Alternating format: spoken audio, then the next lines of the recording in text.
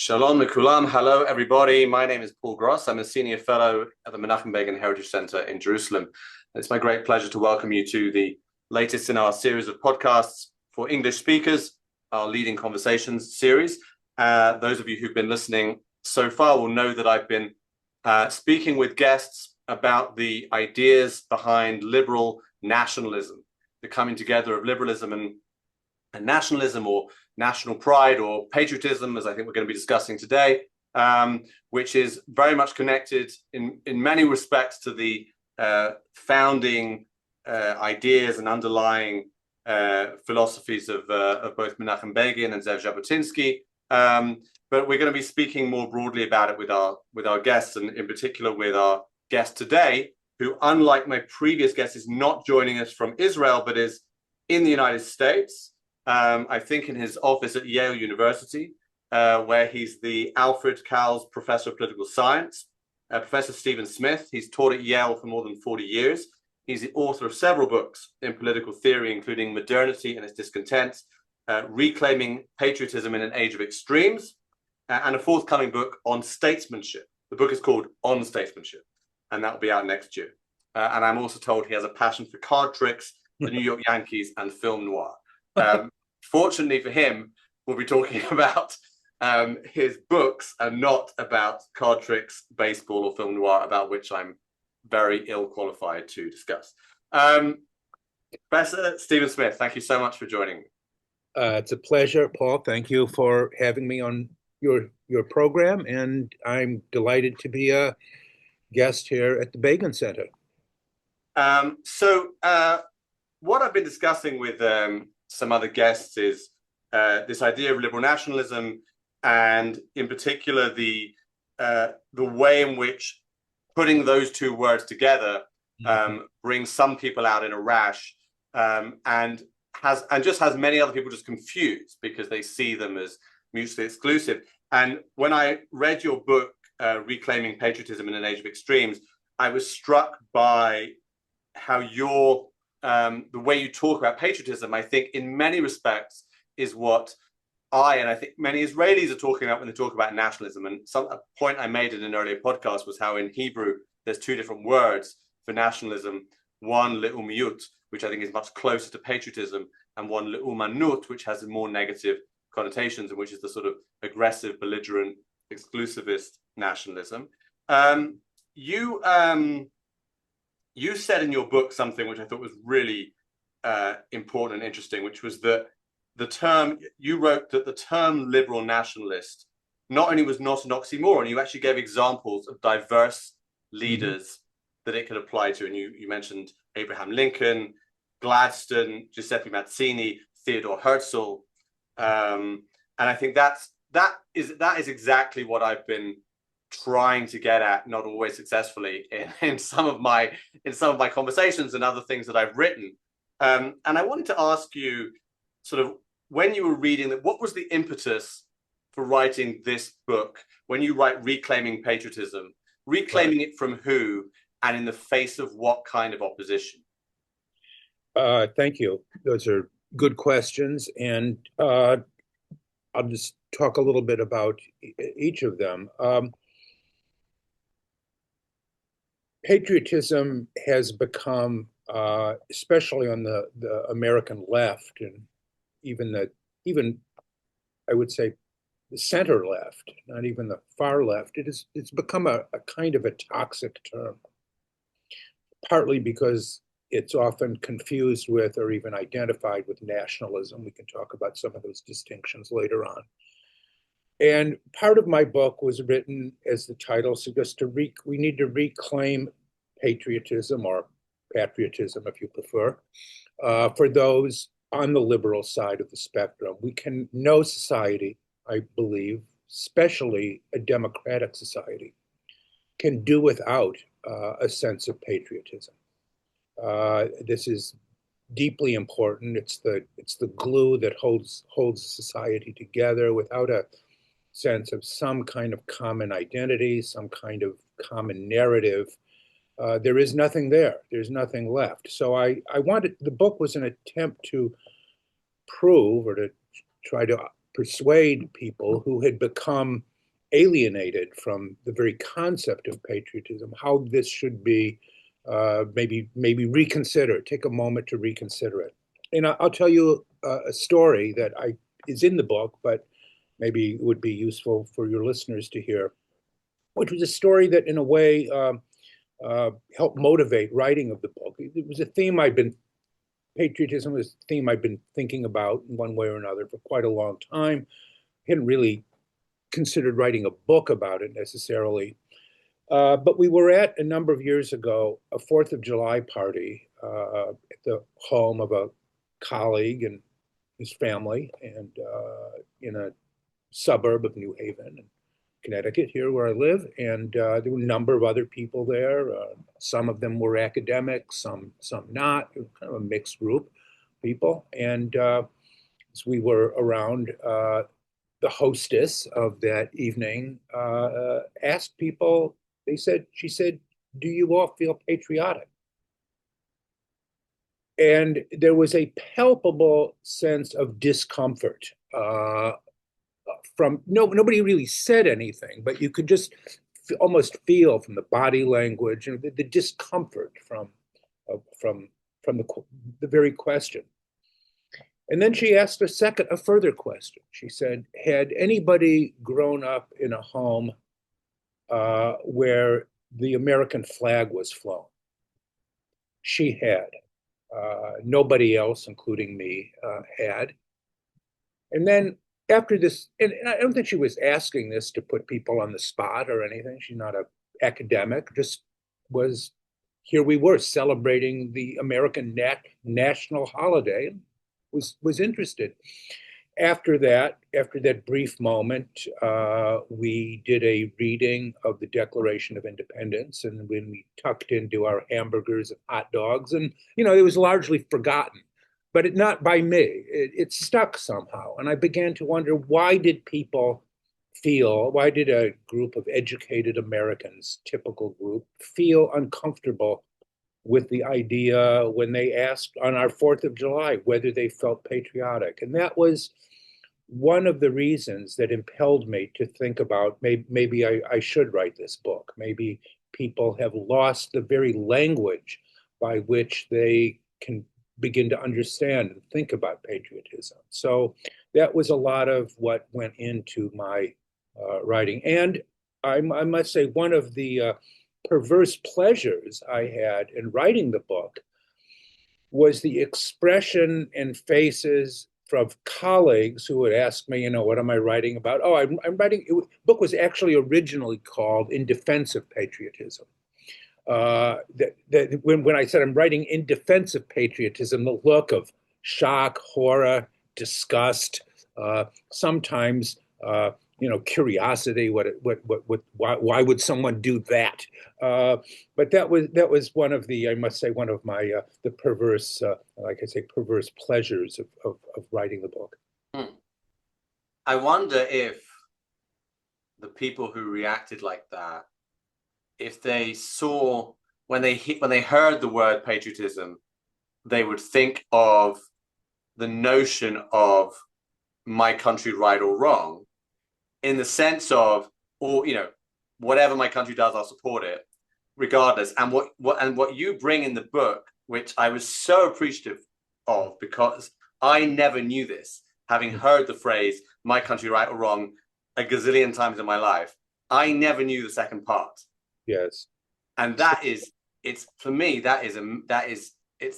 changes the meaning on its head, right? My country right or wrong, if right, when right to be kept right, when wrong to be set right. It's perfectly put. And I think one of the things that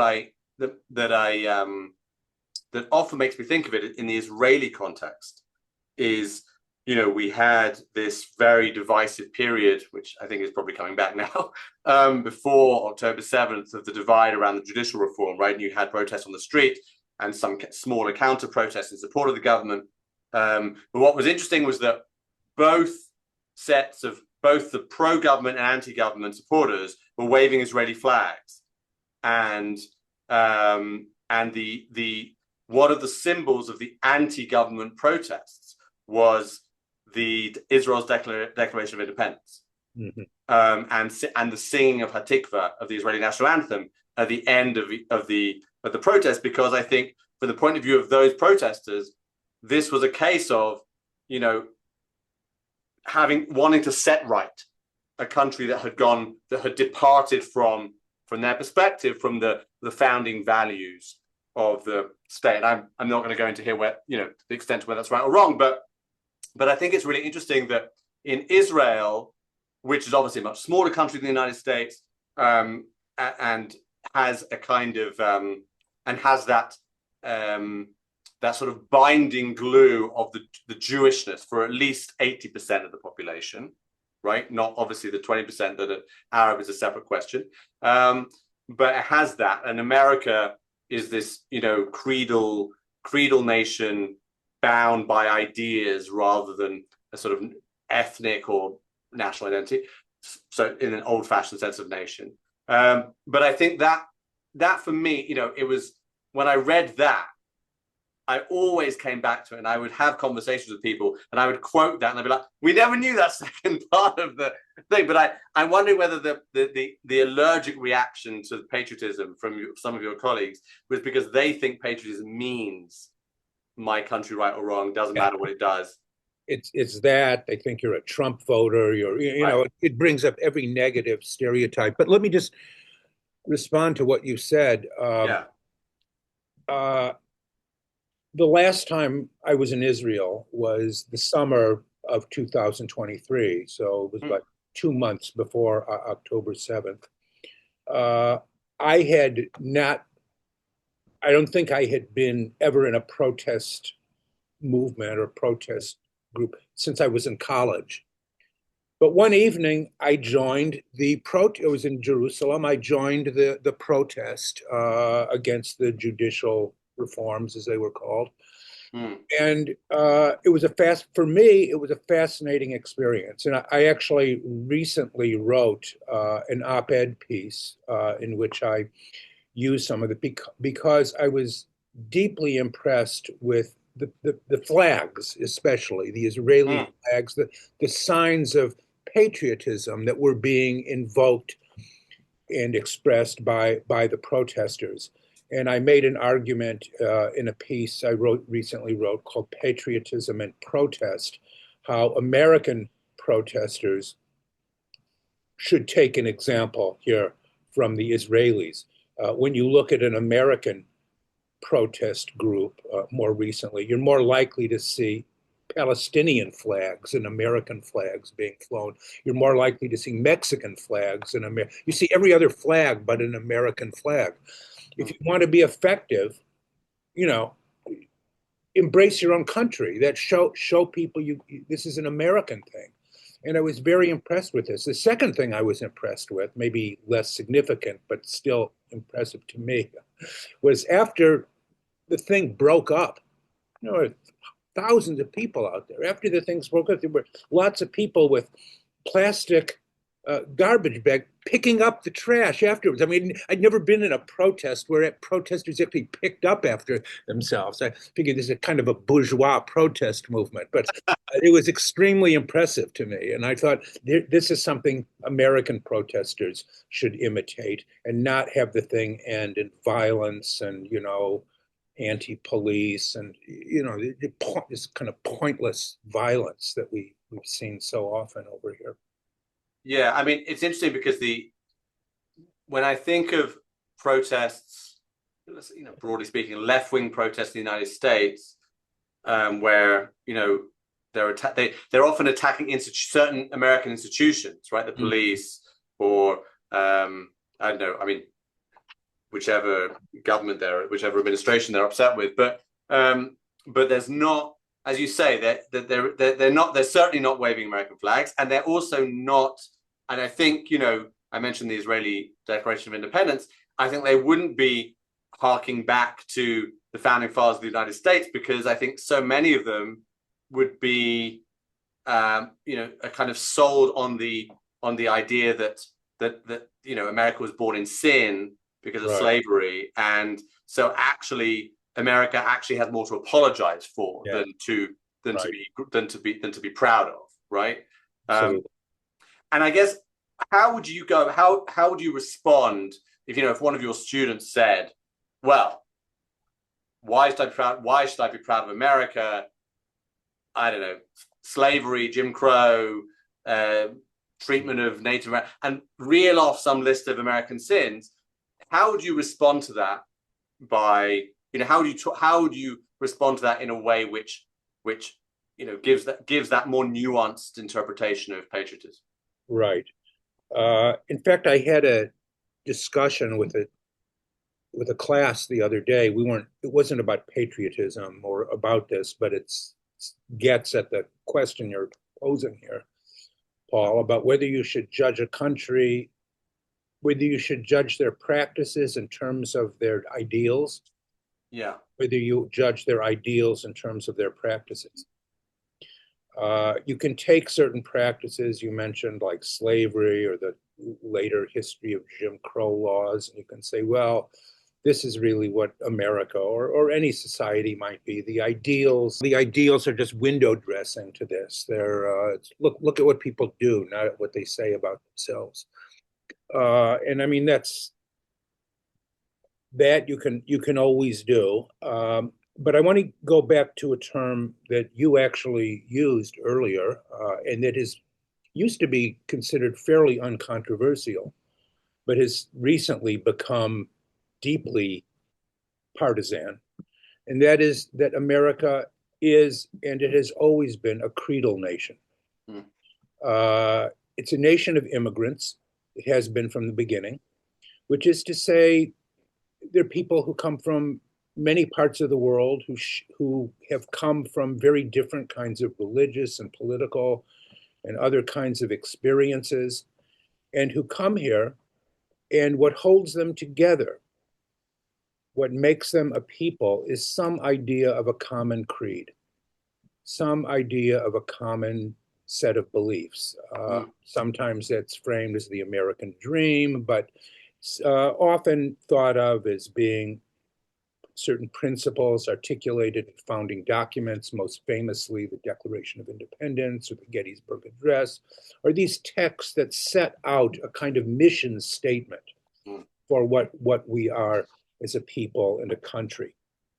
I say that has become controversial. That's the kind of thing that used to be just absolutely boilerplate.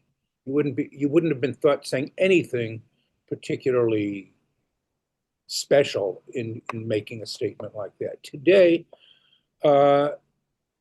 because of the resurgence of nationalism, in part, this idea of America as a creedal people, as a people with these kind of aspirational goals, has been challenged by the view that we are much closer to a people of land and soil. One of the most one of the most popular statements of that was a book written by our current vice president, J.D. Vance, in a book called Hillbilly Elegy. And that's a thesis that he's doubled down on a number of times in different ways, and other people have picked up too, that people will sacrifice themselves for the guy who's next to them, but not for an idea. When you're in a war situation, you'll sacrifice yourself for your buddies, but not for some idea. And the idea that we are just an ethos people with a tribal people in that way. And I find that to be utterly false, which is not to say, first of all, maybe we'll get to this too, that patriotism doesn't have a kind of ethos dimension to it. But I would ask the vice president and those who believe as he does, how did we defeat fascism? How did we defeat communism? How did we send a man to the moon? How did we achieve any of these, I would say? How did we end slavery? How did we achieve any of these great national ideals if we weren't essentially a people of a creedal people? I almost said a people of the book. or at least the people of the text, or certain kinds of. Yeah, yeah, yeah, yeah. So I think this idea of creedal patriotism is central to responding to, the hypothetical student who says, well, what about all, you list out a train of evils. And of course, we can talk about later, if you like. Patriotism, on my reading of it at least, is by no means uncritical. Right. Patriotism is capable of self-criticism. We can go into that. But that's sort of the way I would begin. Maybe I wouldn't go on quite as long with a student. Their attention spans are shorter these days. That's how I would begin a response to that objection. Right. And yeah, and it's, you mentioned Vice President J.D. Mhm. Vance. I mean, I'm certainly not going to get into American politics here, but it is interesting to see how in the United States and in Europe, Mhm. the resurgence of a type of nationalism, which I think is well, let's put it this way, is certainly not liberal nationalism, Yes, right? certainly not. Mhm. Type that kind of nationalism has emerged in part, at least, I think, as a response to this this sort of ultra cosmopolitanism, or ultra, I don't know what you'd call it, sort of anti patriotism or anti nationalist feeling, right? The idea that someone I know called it, um, because obviously it's associated with the left, not so much Marxism Leninism as Marxism Lennonism, like John Mhm. Lennon. Right, Imagine there's no countries, right? There's a right, kind of borderless world. The UN is the goal, that kind of thing. The EU, or the EU developing into something even more, interconnected and breaking down of national boundaries than it is. And there's been a response to that. And in the United States, obviously, it's a little bit different, with immigration as the main driver. And I think in some respects, so not everyone, but I think maybe there's a kind of backlash against America's first black president. I think is possibly also the case, at least with some people. very Um, much. um, so yeah, firstly, do you see those kind of two poles as reacting against each other? And how do you see enlightened patriotism, as you termed it, or liberal patriotism, as a kind of as some sort of antidote to these extremes? Well, I hope it can be an antidote to it. I mean, we live in a moment where the angry, I have to say, is no surprise to anybody. The angry extremes are dominating the conversation, Mm. and we might have to wait at least until this this level of the conversation kind of plays itself out for people to return to some kind of sanity and begin to ask themselves, well, what can we really do? Um, the, uh, the sharpest you write a book and you send it out there, you put it out there, you don't really know what the response, usually quite know what the response is going to be, or it's always a little different from what you think it's going to be. But the harshest criticisms I received in the book were not from the left, they were from the right, Mm. who were really disliked this idea. Maybe they disliked my distinction between nationalism and patriotism. They wanted to say this was, they had various complaints about it. But for the most part, it was the right that didn't really like this. And I think that part of part of it is maybe going back to this question of the possibility of self-criticism. What can how can we be both respectful and loyal to our country, and yet at the same time be critical of it and yet not let the criticism go all the way down into the kind of rabbit hole of a kind of nihilistic negation, which is a common trope I've heard of both the left and the right. Mm. They both, in their own way, they really don't like America, or they don't like, or they have some ideal of it, which is so far removed from any reality that it's really not the same thing. And how to restore some kind of sanity, some kind of pride in who we are and what we have become. That is the challenge for anybody today, trying to restore a kind of sense of decency.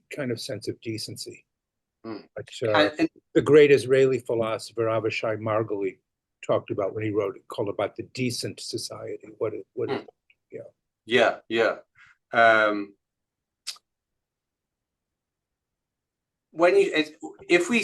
If we look at America now and we say, at least one maybe quite pessimistic reading would be that one of the two political parties is dominated by the kind of anti-patriotic or or suspicious of patriotism left that you've been talking about, and the other one is dominated by people that sort of see America in these kind of sort of ahistorical nativist terms in the way that you've described.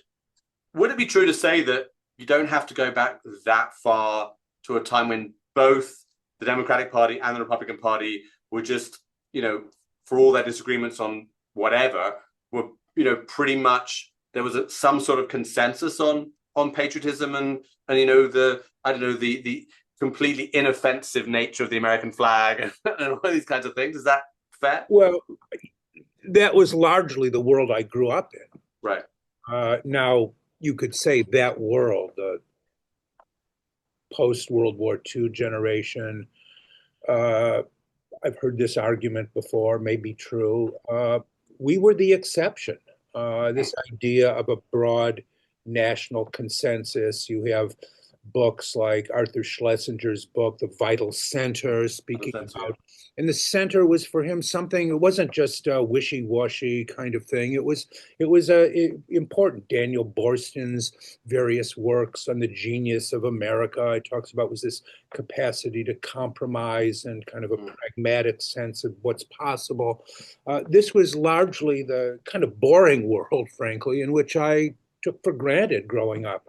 I came of age as a teenager during the Vietnam War era. It was deeply divisive, to be sure. And yet, for all of the divisions, there was not, except on the extreme left of that period, it was not a period where, in many ways, the basic facts of American history were contested. People kind of agreed about what America was. They argued about what the goodness or not of the current policies. And this is what has broken down. This is what has broken down. There are possibly many reasons for it. There are often comparisons to this moment, to the decade or so before the Civil War in the 1850s, where once again a kind of period of consensus politics, previous generation or so of consensus, it kind of broken down the capacity of compromise. If you look at first half of the 19th century, it's full of big compromises over different territorial issues, and had to do with most of it had to do with slavery.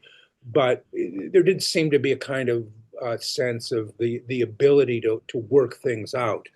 And I think that was true very much of the post-war period, a period that a kind of American hegemony where Americans could take pride in their achievements and the success in the war and containment of communism and the like. But I think with the end of there are all kinds of reasons for this. I think with the end of the Cold War and the loss of a kind of, existential enemy coming from the Soviet Union, the search for an enemy began to turn inward. We began to look not outside, but inside. And of course, we have a president now who has no problem with declaring people enemies of the state, enemies of the people, using this language that would have been unthinkable a generation ago. I mean, there are many other reasons for this kind of breakdown, not connected. I mean, I think issues of rising inequality cannot be overlooked by any means, and naturally, the almost universal purveyor of extremism is of course the internet and the website world, which caters to conspiracy theories and silos of one again to take an old story. Everybody used to get their news from one or two of the same sources. Today, everybody looks for their news to some source that already confirms their priors. So it's very hard to know at this moment how to put all of this back in the bottle after everything's escaped. What is the space for a kind of what I think of as a kind of decent, enlightened patriotism? I'm not a total pessimist about this. I do still have some, diminishing, but I still have faith in the American project and in our capacity to overcome this moment.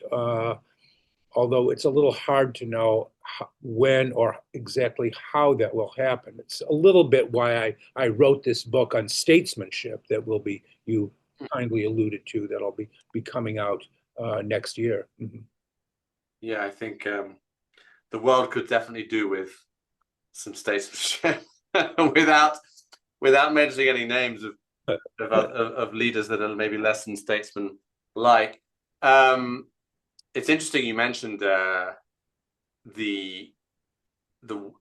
fact that things changed after the end of the Cold War, and the fact that there was no longer the external enemy, the communist threat. Because I wonder the extent to which Israel's, I think, quite remarkable sort of solidarity is a lot to do with the fact that we've always felt ourselves to be under threat. Right. And by the way, the protesters that you said you were so impressed by and that I remarked on as well, of course, after October 7th, went into their reserve units and were fighting, in huge numbers of, the call up of reserves was, I think, about more than 100% of people showed up, meaning more than the number of people that actually had to came. People came back from abroad. A lot of the people that were in the protest movement used the resources and networks that they had from that 10 months of protests to organize support for people fleeing their homes from the south and the north. It was a really extraordinary moment. It was a sort of, I kind of feel it was a sort of, for all the criticism of the Israeli government at the time, the mirror of that was Israeli civil society, just showing how extraordinary it could be. But I do wonder, the potency of an external threat and what that does to a country. And and Israel hasn't known the kind of holiday from history that America had. Right. Yeah, and that probably isn't going to happen in our No, life. I suspect not. But I will just say, I mean, I've always been extremely impressed with the IDF, not only as a military power, but as a instrument of social integration in the state. And although my patriotism book is not a work of policy advocacy, one of the things I do advocate at the end of the book is that I deeply believe America should embrace and endorse some form of national service. And that also, I think, the absence of that contributes to the kind of polarization of society. I mean, we're a vast society, unlike Israel, we're a vast society. People don't know each other over here.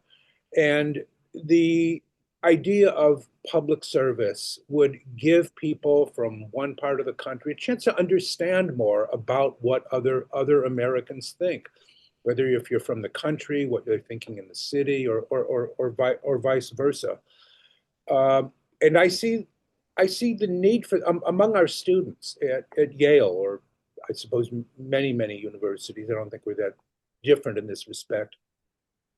Students are hungry to, as they like to say, give back, to do something that to give back for the advantages, education that they've received.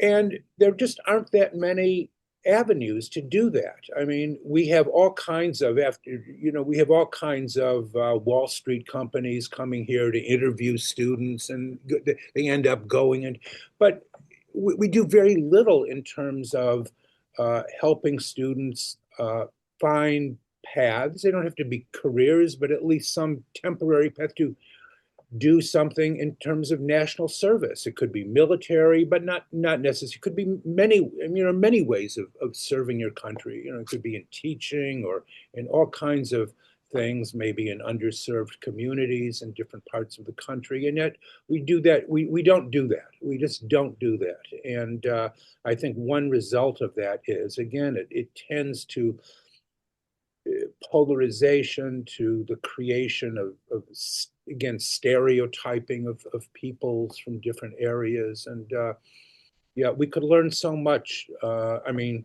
Israel is in many ways a unique case, but I think we could learn so much from the country if we just listened. Hmm.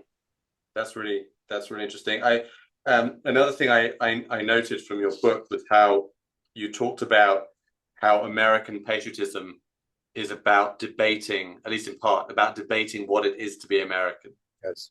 And you recommended rereading the crucial texts, not just Declaration of Independence and Federalist Papers, but Tocqueville and Lincoln's speeches and things like that. And that spoke to me as well, because I think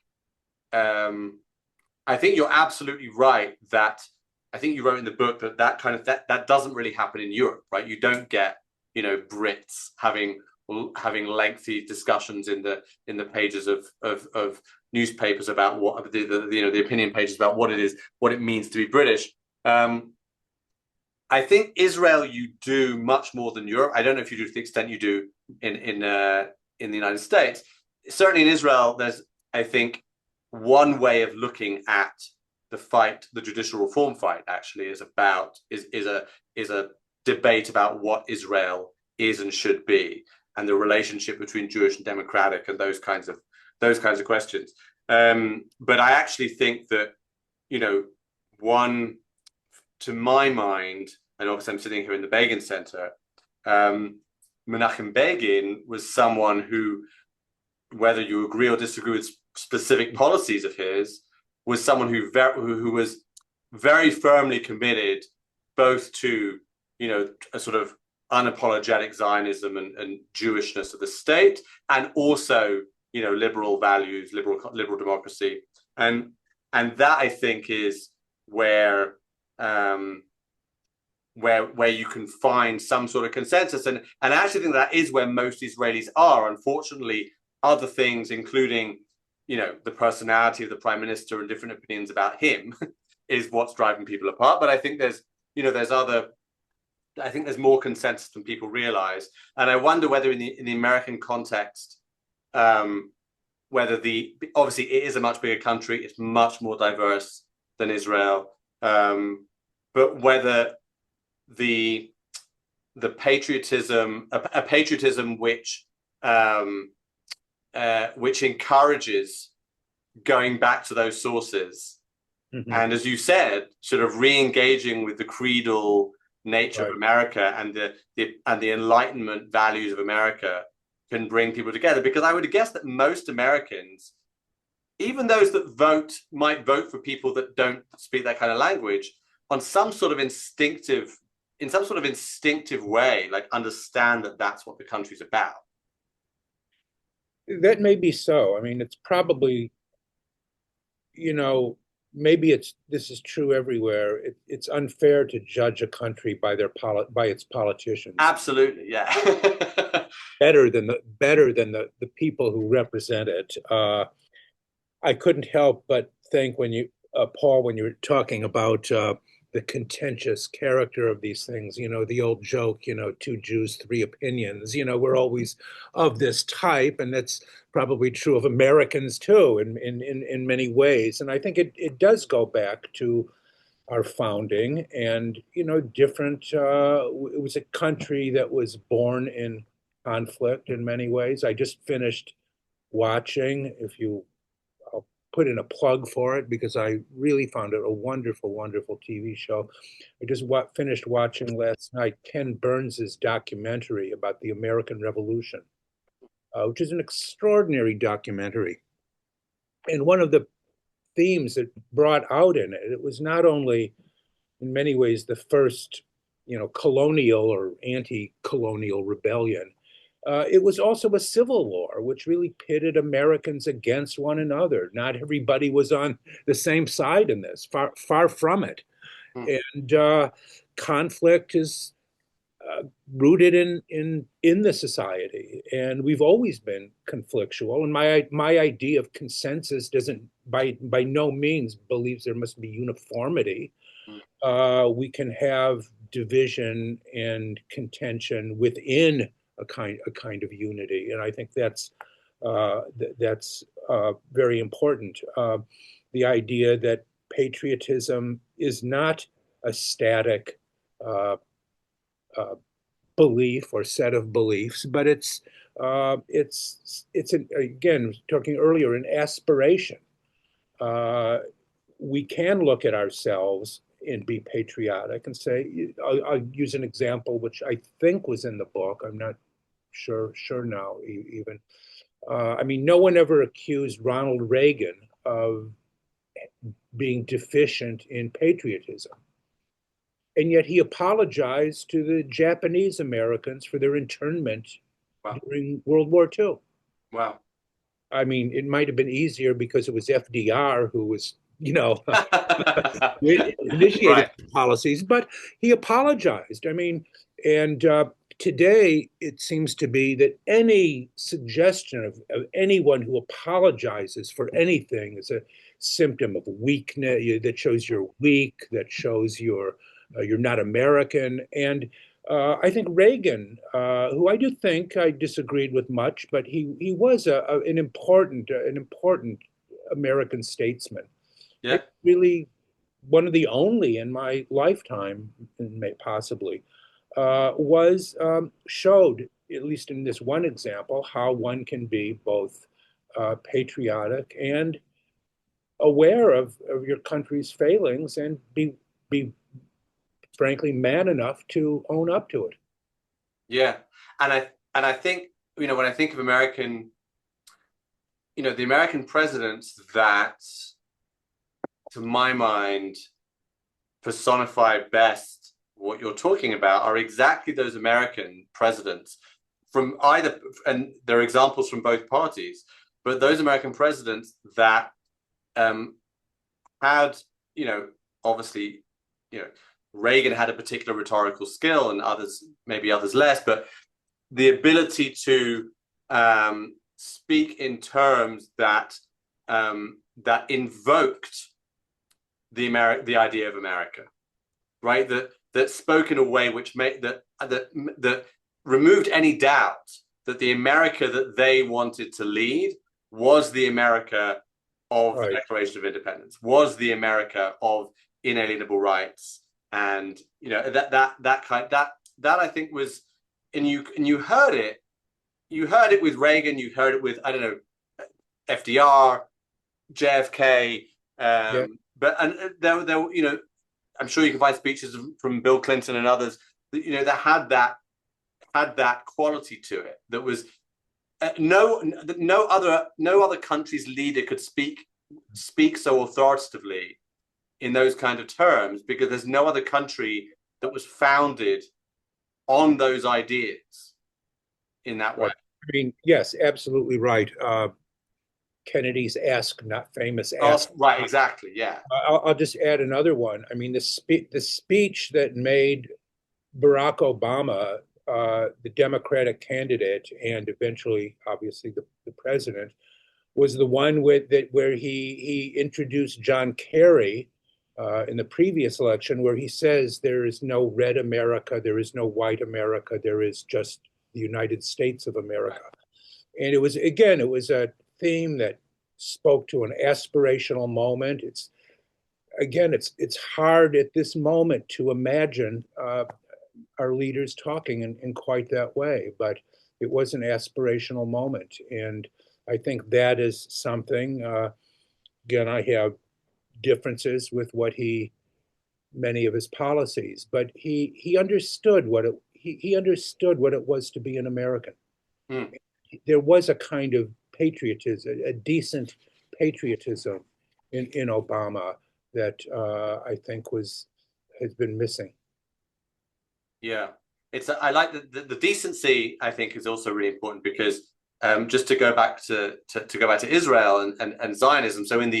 So there's this concept in Hebrew of hadar, which comes from Jabotinsky was big, and right. Jabotinsky brought it into the conversation really in the early years, in the pre-state era, and it was part of Jabotinsky's movement. And there's no real English translation, but it has this connotation of decency, but also a kind of, I would say, a majesty, a sort of, a magnificence, a sense of pride without arrogance or one-upmanship, but a pride that comes with decency, treating other people with respect, expecting respect from others, but also treating others with respect. And I think that also, when I think of, great advocates for patriotism or great essays about patriotism, there's a great one by George Orwell, the name escapes me, but that also speaks in those sort of terms.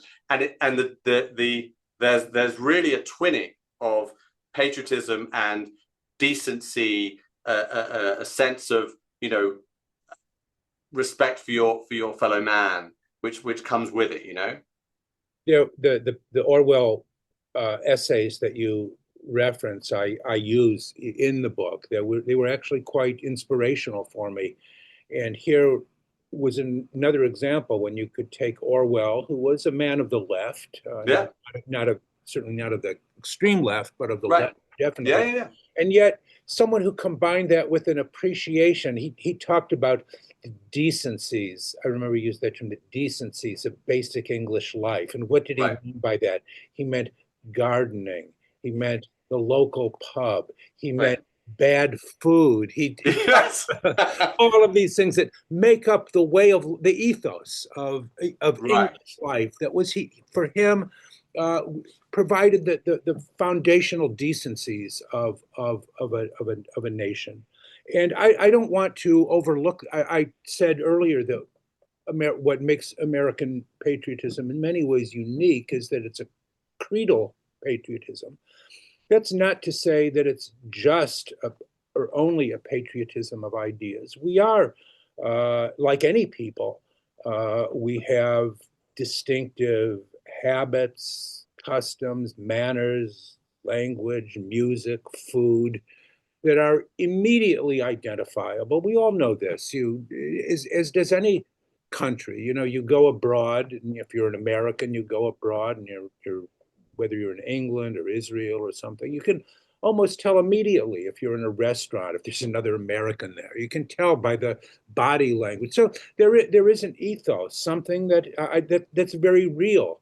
And yet we're not just reducible to a set of ethnic or national characteristics too. So I want to maintain that what I call enlightened patriotism has both this quality of a national character, to use a kind of somewhat disreputable term, kind of a national character, and yet that is also combined with an aspiration to live up to certain fundamental values and fundamental ideals. I also think, I mean, as an English expat, maybe you have some thoughts about too in England, because I've been something of an Anglophile, uh, more when I'm not there than when I'm there. But, I feel the same, by the way. but I do think the English have a great pride in and a justifiable pride in their history and what they've done, what they've accomplished, what they've done in the world. And I have to say, and I hope this doesn't sound completely anti-American, when I finished watching this documentary I mentioned about the American Revolution, I felt kind of sad at the end. Why? For the English. I mean, yeah, they had bungled it. They did bad stuff, and yet they were a great people. And so much of what America is and what we are, we owe to the English, the system of law, representative government. All of these things are derivative in many ways from the English examples. And when I saw the English so defeated and kind of humiliated, they were arrogant, and I get it. There was bad, but I didn't come away with it feeling entirely joyous about this, because I thought this was a great war, and independence was deserved. All that I'm on that side, but I'm, like I say, I felt something for the Brits. Yeah, I mean, look, as you said, America in certain ways, despite the fact that it was rebelling against the British for perfectly understandable reasons at the time, so much of what made America what it is did come from, came from Britain, and it came from Brits, came from British ideas, John Locke and Thomas Paine and others, were Yeah. Brits who influenced the founding fathers. I actually Oh, I'm sorry. Go ahead. No, I was just going to say that I when I think about British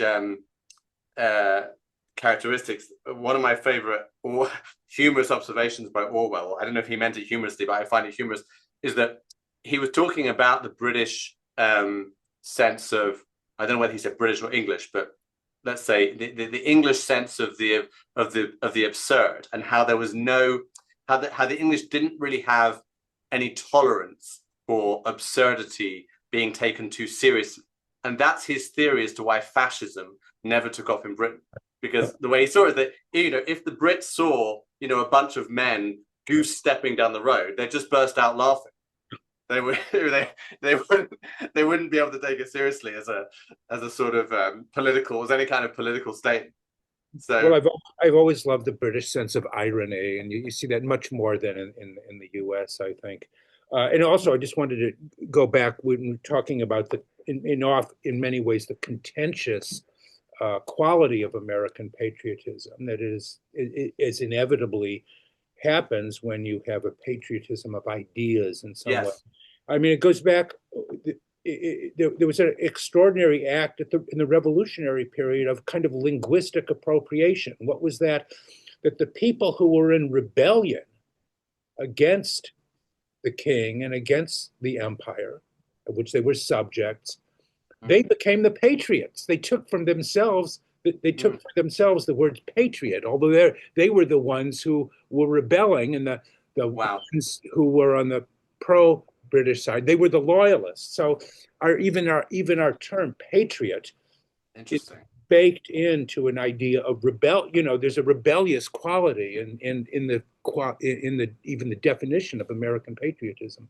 Right, and that leads to the question of patriots of what? Because if it's almost as though it was patriotism to the idea of America, right? It was patriotism to the idea of an independent country that was going to be founded, or the first country to be founded on these Enlightenment ideas, without all the baggage of history that Europe had with it.